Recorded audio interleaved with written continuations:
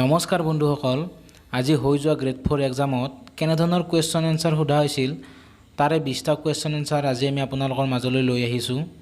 আৰু এই 20টা কুৱেশ্যন এনসাৰৰ আপোনালোকৰ কিমানটা শুদ্ধ হ'ল কিমানটা অশুদ্ধ হ'ল এই ভিডিঅ'টোৰ জৰিয়তে চাব পাৰিব।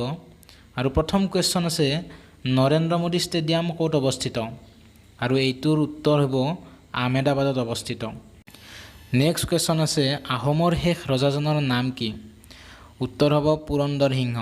আৰু এইটো কুৱেশ্যন আমি আমাৰ আগৰ ভিডিঅ'ত দিয়া আছে, যিসকলে আমাৰ আগৰ ভিডিঅ'বোৰ চাইছে সেইসকলৰ নিশ্চয় শুদ্ধ হ'ব। আৰু ইয়াৰ পিছত আছে, ভাৰতৰ প্ৰথম কৃত্ৰিম উপগ্ৰহটোৰ নাম কি? আৰু ইয়াৰ এনচাৰটো হ'ব আৰ্যভট্ট।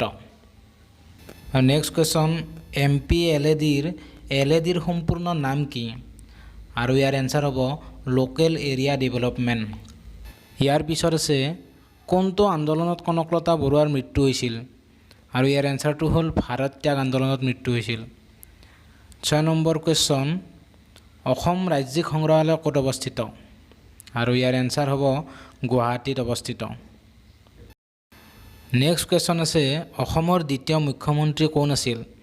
আৰু ইয়াৰ উত্তৰটো হ'ব বিষ্ণুৰাম মেধি আছিল অসমৰ দ্বিতীয় মুখ্যমন্ত্ৰী।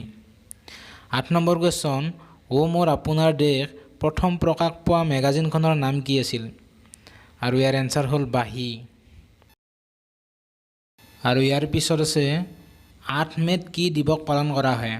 আৰু 8 মে'ত মাতৃ দিৱস পালন কৰা হয়। 10 নম্বৰ কুৱেশ্যন, মহাকাশলৈ যোৱা প্ৰথম ভাৰতীয় কোন আছিল? আৰু মহাকাশলৈ যোৱা প্ৰথম ভাৰতীয় আছিল ৰাকেশ শৰ্মা।